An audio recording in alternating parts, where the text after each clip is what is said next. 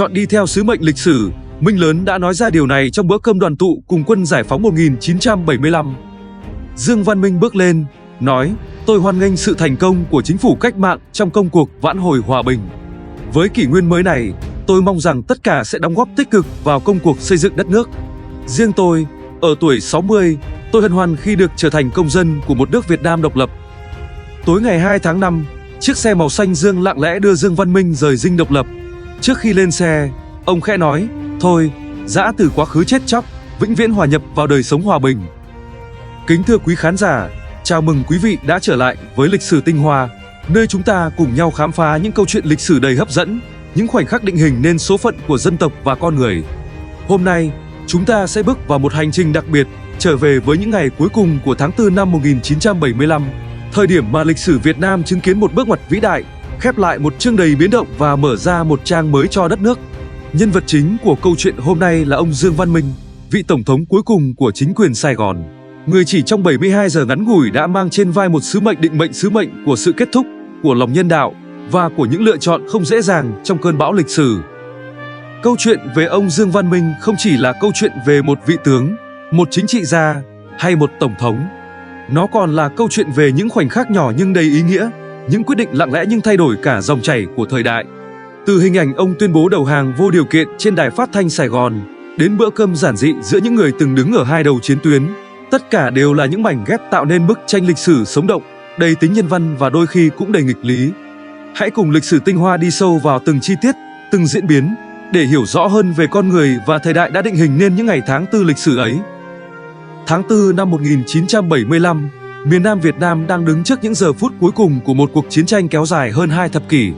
Chiến dịch Hồ Chí Minh, với sức mạnh thần tốc của quân giải phóng, đã đẩy chính quyền Sài Gòn vào thế tuyệt vọng. Các thành phố lớn như Huế, Đà Nẵng lần lượt thất thủ, và Sài Gòn, trái tim của chế độ Việt Nam Cộng Hòa, đang bị bao vây bởi vòng thép của quân cách mạng. Trong dinh độc lập, không khí hoảng loạn bao trùm. Các cố vấn Mỹ rút đi, quân đội tan rã, và hệ thống chính trị của chính quyền Sài Gòn rơi vào trạng thái hỗn loạn chưa từng có. Ngày 21 tháng 4 năm 1975, Tổng thống Nguyễn Văn Thiệu, người từng nắm quyền trong gần một thập kỷ với sự hậu thuẫn mạnh mẽ từ Hoa Kỳ, tuyên bố từ chức và vội vã rời khỏi Việt Nam, tìm đường sang nước ngoài. Quyền lực được chuyển giao cho ông Trần Văn Hương, một chính trị gia già nua, không thực quyền và chỉ giữ ghế tổng thống như một giải pháp tạm thời. Nhưng chỉ vài ngày sau, dưới áp lực từ nội bộ và cả phía Hoa Kỳ, ông Hương buộc phải nhường vị trí cho một cái tên khác, Dương Văn Minh, người được xem là con bài cuối cùng của một chế độ đang hấp hối. Ngày 28 tháng 4 năm 1975, Dương Văn Minh chính thức nhậm chức Tổng thống đệ nhị Cộng hòa Việt Nam, trở thành vị tổng thống cuối cùng của chính quyền Sài Gòn. Nhưng khi ông bước vào dinh độc lập, mọi thứ đã quá muộn. Quân giải phóng đã áp sát từng cánh cửa thành phố, lực lượng phòng thủ tan rã và hệ thống chính quyền đã sụp đổ từ bên trong. Ông Minh không còn gì trong tay, không quân đội, không cố vấn, không đường lui. Trong 72 giờ ngắn ngủi ấy, ông phải đối mặt với một lựa chọn lịch sử: chiến đấu đến cùng hay tìm cách chấm dứt cuộc chiến để tránh thêm đổ máu. Và ông đã chọn con đường mà lịch sử sẽ mãi ghi nhớ. Để hiểu được quyết định của Dương Văn Minh trong những ngày cuối cùng của tháng 4, chúng ta cần quay ngược thời gian, nhìn lại hành trình cuộc đời của ông, một con người đã đi qua những bước ngoặt lớn của lịch sử Việt Nam. Sinh ngày 19 tháng 2 năm 1916 tại tỉnh Mỹ Tho, nay thuộc Tiền Giang, Dương Văn Minh lớn lên trong một gia đình khá giả, có truyền thống học vấn và tinh thần yêu nước. Ông theo học tại Leicester, Úc, lo bắt một trường trung học Pháp danh tiếng ở Sài Gòn, nơi đã đào tạo nhiều nhân vật chính trị và trí thức nổi bật của miền Nam thời bấy giờ. Chính môi trường giáo dục phương Tây này đã hình thành trong ông một tư duy cởi mở, kết hợp giữa văn hóa Việt Nam và phong cách lãnh đạo hiện đại. Đường binh nghiệp của Dương Văn Minh bắt đầu từ thập niên 1940, khi ông gia nhập quân đội Pháp thuộc. Thời điểm đó, người Việt Nam hiếm khi được đảm nhận các vị trí quan trọng trong bộ máy cai trị thực dân. Tuy nhiên, với năng lực và sự khéo léo, ông Minh nằm trong số 50 sĩ quan người Việt hiếm hoi được phong cấp, một bước tiến lớn trong bối cảnh người Việt vẫn bị xem là kẻ dưới trong hệ thống thuộc địa. Sau khi Pháp rút khỏi Việt Nam theo Hiệp định Geneva năm 1954, ông chuyển sang phục vụ trong quân đội của chính quyền Sài Gòn non trẻ. Với kinh nghiệm, mối quan hệ và tài năng lãnh đạo, ông nhanh chóng thăng tiến, trở thành một trong những tướng lĩnh quyền lực nhất miền Nam. Người lính gọi ông là Minh Lớn, không chỉ vì vóc dáng cao lớn ấn tượng 1,83 m, một chiều cao hiếm thấy thời bấy giờ, mà còn để phân biệt với một sĩ quan khác cùng tên, tướng Nguyễn Văn Minh, thường được gọi là Minh Nhỏ. Cái tên Minh lớn dần trở thành một dấu ấn đặc trưng, gắn liền với những bước ngoặt lớn trong lịch sử miền Nam. Ông không chỉ là một vị tướng trên chiến trường, mà còn là một nhân vật chính trị với tầm ảnh hưởng sâu rộng, luôn xuất hiện ở những thời điểm then chốt của chế độ. Ngày 1 tháng 11 năm 1963 đánh dấu một trong những sự kiện quan trọng nhất trong sự nghiệp của Dương Văn Minh. Ông đóng vai trò chủ chốt trong cuộc đảo chính lật đổ Tổng thống Ngô Đình Diệm, một biến cố chấn động được hậu thuẫn ngầm bởi Hoa Kỳ. Chế độ Ngô Đình Diệm, với chính sách gia đình trị và đàn áp Phật giáo, đã gây ra sự bất mãn sâu sắc trong xã hội miền Nam. Cuộc đảo chính, do Dương Văn Minh và một nhóm tướng lĩnh tổ chức, đã đặt dấu chấm hết cho chính quyền họ Ngô, đồng thời mở ra một giai đoạn mới đầy bất ổn và tranh giành quyền lực. Thời điểm đó, Dương Văn Minh đang giữ vị trí số 2 trong quân đội, nhưng ông nổi bật như một thủ lĩnh thực sự sau cuộc đảo chính. Tuy nhiên, quyền lực trong một đất nước đang rối loạn không bao giờ là điều dễ giữ. Chỉ 2 tháng sau, vào đầu năm 1964, tướng Nguyễn Khánh thực hiện một cuộc đảo chính khác, lật đổ chính quyền quân sự non trẻ của Minh và giành quyền kiểm soát miền Nam. Thất thế, Dương Văn Minh rút lui khỏi chính trường, rơi vào bóng tối chính trị trong một thời gian dài. Nhưng như một định mệnh, ông không bao giờ hoàn toàn rời xa ván cờ quyền lực. Năm 1971, Dương Văn Minh bất ngờ tái xuất, tham gia cuộc bầu cử tổng thống để đối đầu với Nguyễn Văn Thiệu, người khi ấy được Hoa Kỳ hậu thuẫn mạnh mẽ. Cuộc bầu cử này nhanh chóng biến thành một vở kịch chính trị lộ liễu, với những mánh khóe thao túng và sự thiên vị rõ ràng dành cho Thiệu. Nhận thấy mình không có cơ hội chiến thắng, và có lẽ không muốn trở thành một con rối trong trò chơi chính trị đã được sắp đặt, ông Minh quyết định rút lui. Trước khi rời cuộc đua, ông để lại một tuyên bố gây chấn động: "Tôi không tranh cử với một trò múa rối." Câu nói này không chỉ là lời từ chối tham gia một cuộc bầu cử thiếu công bằng, mà còn là biểu tượng cho sự khủng hoảng niềm tin vào thể chế chính trị miền Nam lúc bấy giờ. Nguyễn Văn Thiệu không cần đối thủ, dễ dàng trở thành tổng thống. Nhưng chiến thắng của ông cũng đánh dấu sự suy yếu của chính quyền Sài Gòn, khi niềm tin của người dân và sự đoàn kết nội bộ ngày càng tan rã. Với Dương Văn Minh, thất bại trong cuộc bầu cử 1971 là một bước lùi khác, nhưng ông vẫn giữ được vị thế của một nhân vật chính trị quan trọng, một quân cờ dự phòng trong những thời khắc nguy nan. Khi chiến dịch Hồ Chí Minh tiến vào giai đoạn cuối, chính quyền Sài Gòn rơi vào trạng thái tuyệt vọng. Sau khi Nguyễn Văn Thiệu từ chức và Trần Văn Hương không thể kiểm soát tình hình, Dương Văn Minh được gọi trở lại.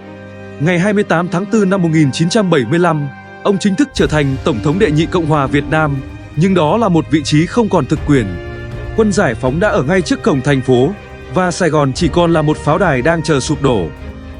Trong vai trò Tổng thống, Dương Văn Minh đối mặt với một thực tế khắc nghiệt: ông không có quân đội, không có đồng minh và không có thời gian. Một số người kêu gọi ông tổ chức tử thủ Sài Gòn, kéo dài cuộc chiến với hy vọng giành được một thỏa thuận hòa bình. Nhưng ông Minh hiểu rõ rằng bất kỳ kháng cự nào vào lúc này cũng chỉ dẫn đến thêm đổ máu vô nghĩa. Ông chọn con đường khác, một con đường mà sau này nhiều người sẽ xem là biểu tượng của lòng nhân đạo và trách nhiệm với dân tộc. Trưa ngày 30 tháng 4 năm 1975, khi xe tăng của quân giải phóng húc đổ cổng Dinh Độc Lập, đánh dấu sự sụp đổ hoàn toàn của chính quyền Sài Gòn, Dương Văn Minh bước lên đài phát thanh Sài Gòn để đọc lời tuyên bố đầu hàng vô điều kiện. Giọng nói của ông vang lên, không run rẩy, không hối tiếc, chỉ trầm lặng như một câu kết khép lại một chương dài của lịch sử. Tôi, Dương Văn Minh, Tổng thống chính quyền Sài Gòn, kêu gọi quân lực Việt Nam Cộng hòa hạ vũ khí để tránh đổ máu vô ích. Lời tuyên bố ấy không chỉ là sự thừa nhận thất bại của một chế độ, mà còn là một hành động nhân đạo, nhằm bảo vệ mạng sống của hàng vạn người dân và binh sĩ trong những giờ phút cuối cùng của cuộc chiến. Quyết định này của ông Minh đã giúp Sài Gòn tránh được một cuộc tắm máu, khi các lực lượng còn lại của chính quyền Sài Gòn buông súng, chấp nhận số phận. Sau khi tuyên bố đầu hàng, Dương Văn Minh trở về Dinh Độc Lập, nơi giờ đây đã trở thành trung tâm chỉ huy của quân giải phóng. Trong không khí nghẹt thở của một thời khắc lịch sử, một câu chuyện ít ai biết đến đã diễn ra, như một điểm sáng giữa những ngày tháng đầy biến động. Những người lính cách mạng trẻ tuổi, trong đó có Thiếu tướng Nguyễn Công Tràng, đã mời ông Dương Văn Minh và cộng sự thân cận của ông Vũ Văn Mẫu, dùng bữa trưa cùng họ. Bữa cơm ấy không diễn ra trong những phòng ăn sang trọng của Dinh Độc Lập, mà ngay trên nền xi măng, với thực phẩm mang theo từ xe tải của bộ đội: cơm trắng, cá khô, rau luộc và nước gạo rang, những món ăn giản dị mà những người lính Trường Sơn đã quen thuộc suốt bao năm tháng chiến đấu. Không có bàn ghế, không có mâm bát đủ đầy, nhưng bữa cơm ấy thấm đẫm tinh thần của những người lính vừa đi qua lửa đạn, vẫn giữ trong lòng sự khoan dung và lòng trắc ẩn. Thiếu tướng Nguyễn Công Tràng, người tham gia chiến dịch Hồ Chí Minh và có mặt tại Dinh Độc Lập ngày hôm đó, kể lại rằng ông đã nửa đùa nửa thật nói với ông Minh: ăn cơm bữa ni với cộng sản cho vui, ông Minh ơi. Nhưng cả ông Minh và ông Mẫu đều lặng lẽ từ chối, không phải vì sợ hãi hay kiêu ngạo, mà có lẽ vì họ hiểu ý nghĩa của bữa cơm ấy vượt xa một bữa ăn thông thường. Nó là biểu tượng của sự hòa giải, của những người chiến thắng chia tay mời những người vừa thất bại ngồi cùng mâm, như những người Việt Nam trong một ngôi nhà chung. Một lát sau, ông Minh và ông Mẫu xin phép được rời dinh độc lập để trở về với gia đình. Nhưng thiếu tướng Trang đáp, các ông cứ ở lại đây, chúng tôi có trách nhiệm phải bảo vệ các ông. Nghe vậy, Dương Văn Minh nhẹ cúi đầu, xúc động thốt lên, các ông nhân đạo quá. Câu nói ấy, dù ngắn gọn, đã nói lên tất cả về tinh thần của những người lính cách mạng, những người không chỉ chiến đấu vì chiến thắng, mà còn vì một tương lai hòa bình và đoàn kết. Để hiểu rõ hơn bối cảnh của những sự kiện diễn ra trong dinh độc lập, chúng ta không thể không nhắc đến chiến dịch Hồ Chí Minh, một trong những chiến dịch quân sự vĩ đại nhất trong lịch sử Việt Nam. Trong đội hình tiến vào Sài Gòn ngày 30 tháng 4 năm 1975, Thiếu tướng Nguyễn Công Trang, sinh năm 1923 tại Duy Tiên, Hà Nam, là một trong những nhân vật chủ chốt. Ông cùng với tướng Hoàng Đan, Phó Tư lệnh Quân đoàn 2 và các đồng đội đã vượt qua Huế, Đà Nẵng, rồi thẳng tiến về Sài Gòn trong một chiến dịch thần tốc. Theo lời kể của Thiếu tướng Trang, trên đường tiến vào nội đô, quân giải phóng nhận được mệnh lệnh rõ ràng từ Bộ Chỉ huy Chiến dịch Hồ Chí Minh, tiến công thật nhanh, có trọng tâm, đồng thời kêu gọi địch đầu hàng, thu toàn bộ vũ khí và tập trung các sĩ quan từ cấp tá trở lên, không để xảy ra tình trạng tàn quân gây rối hoặc đổ máu thêm trong dân chúng. Chiến dịch diễn ra với tốc độ chóng mặt. Khi đoàn quân tiến vào dinh độc lập, không còn tiếng súng, chỉ còn một sự im lặng bao trùm, không phải sự im lặng của hoang tàn, mà là sự yên lặng của một thời khắc lịch sử ngưng đọng. Chiếc xe tăng mang số hiệu 843 do đại đội trưởng Bùi Quang Thận chỉ huy là mũi tiên phong của binh đoàn Thọc Sâu. Dưới sự hướng dẫn của nhân dân hai bên đường, xe tăng 843 tăng tốc hết cỡ, húc thẳng vào cánh cổng sắt bên trái của dinh độc lập. Tiếng kim loại rít lên, vang dội như một nhát chém lịch sử. Nhưng cánh cổng kiên cố không dễ khuất phục, khiến xe tăng 843 bị mắc kẹt và phải lùi ra. Ngay lập tức, xe tăng 390 do chính trị viên đại đội Vũ Đăng Toàn chỉ huy lao lên phía trước, húc thẳng vào cánh cổng chính. Một cú va chạm trời giáng đã phá tung cánh cửa thép, biểu tượng bất khả xâm phạm của quyền lực Sài Gòn suốt hàng thập kỷ. Bầu trời như vỡ òa, đoàn xe tăng nối tiếp tiến vào sân dinh độc lập, tiếng xích thép rầm rập vang lên, cờ giải phóng tung bay giữa khói bụi mờ ảo. Biết rõ mệnh lệnh của quân đoàn ai vào dinh trước thì cắm cờ giải phóng lên nóc dinh, đại đội trưởng Bùi Quang Thận không do dự. Anh bật cửa tháp pháo, tay cầm cờ giải phóng, chạy băng qua hành lang dài, leo thẳng lên tầng thượng. Tại đây, anh giật mạnh lá cờ vàng 3 sọc đỏ của chính quyền Sài Gòn, ném xuống, rồi kéo lên lá cờ đỏ sao vàng và xanh của chính phủ cách mạng lâm thời Cộng hòa miền Nam Việt Nam. Khoảnh khắc ấy, vào lúc 11 giờ 30 phút trưa ngày 30 tháng 4 năm 1975, đã trở thành biểu tượng vĩnh cửu của chiến thắng và thống nhất. Chiều ngày 30 tháng 4, khi tình hình đã dần ổn định, Thiếu tướng Nguyễn Công Trang và các đồng đội được phân công ở lại dinh độc lập để giữ trật tự. Trong không khí trầm mặc của những bức tường từng vang vọng mệnh lệnh của chế độ cũ, họ tổ chức bữa cơm chiều giản dị với sự hiện diện đặc biệt của ông Dương Văn Minh. Bữa cơm ấy không chỉ là một khoảnh khắc lịch sử mà còn là minh chứng cho tinh thần nhân đạo của những người chiến thắng. Khi có người mang đến một lá cờ giải phóng cỡ lớn hơn, Thiếu tướng Trang lập tức cho thay thế lá cờ nhỏ mà đồng chí Bùi Quang Thận đã treo vào buổi trưa. Lá cờ mới, lớn hơn, đỏ rực, tung bay trên nóc dinh độc lập như một lời tuyên ngôn trầm hùng nhưng giản dị, Việt Nam đã thật sự thống nhất. Sau ngày 30 tháng 4 năm 1975, vai trò chính trị của Dương Văn Minh khép lại. Ông không bị bắt giam, không bị trừng phạt, mà được phép sống lặng lẽ tại Sài Gòn trong một thời gian. Sau đó, ông đưa phần lớn gia đình sang nước ngoài, định cư tại Pháp và sau đó là Hoa Kỳ. Tuy nhiên, vợ ông, bà Hồ Thị Châu, kiên quyết ở lại Việt Nam, bởi với bà, Việt Nam là nhà, là cội nguồn không thể rời bỏ. Trong một lần được hỏi về cha mình, kỹ sư Dương Minh Đức, con trai của ông Minh, chia sẻ, tôi rất yêu quý ba tôi. Thứ nhất, ông là một vị tướng sống trong sạch, không chấp nhận tham nhũng. Thứ hai, trong nguyên tắc tìm giải pháp hòa bình cho Việt Nam, ông luôn đặt quyết định vào tay người Việt Nam. Quan điểm của ba tôi là đặt dân tộc và sinh mệnh của nhân dân lên trên hết. Quyết định đảm nhận vai trò tổng thống trong những ngày cuối cùng của chính quyền Sài Gòn không phải để cứu vãn quyền lực, mà để mở ra cánh cửa cho hòa bình. Ông Minh đã bác bỏ mọi ý kiến kêu gọi tử thủ Sài Gòn, từ chối kéo theo hàng vạn sinh mạng vào một cuộc chiến vô nghĩa. Với ông, yêu nước trước hết là cứu dân, một nguyên tắc xuyên suốt từ cuộc đảo chính năm 1963 cho đến khoảnh khắc ông đọc lời đầu hàng trên đài phát thanh. Theo tư liệu từ báo Tuổi Trẻ, sau khi tuyên bố đầu hàng, ông Dương Văn Minh và ông Vũ Văn Mẫu được đưa trở lại dinh độc lập. Họ được giữ trong một gian phòng lớn gần tiền sảnh, nơi được trưng dụng làm nơi tạm giữ, với bộ đội vũ trang túc trực bên ngoài. Không có xiềng xích, không có lời nặng nề, nhưng ai cũng hiểu rằng chế độ Việt Nam Cộng Hòa đã chấm dứt. Chiều ngày 30 tháng 4, một sự cố bất ngờ xảy ra. Những tiếng nổ lớn vang lên từ công viên Tao Đàn, gần Dinh Độc Lập, kèm theo tiếng súng và đạn cối. Tưởng rằng quân địch phản công, ông Minh và gần 20 người khác, bao gồm các thành viên nội các và dân biểu, được đưa xuống một căn hầm sâu bên dưới hội trường lớn. Không khí trong hầm ngột ngạt, căng thẳng khi mọi liên lạc với bên ngoài bị cắt đứt.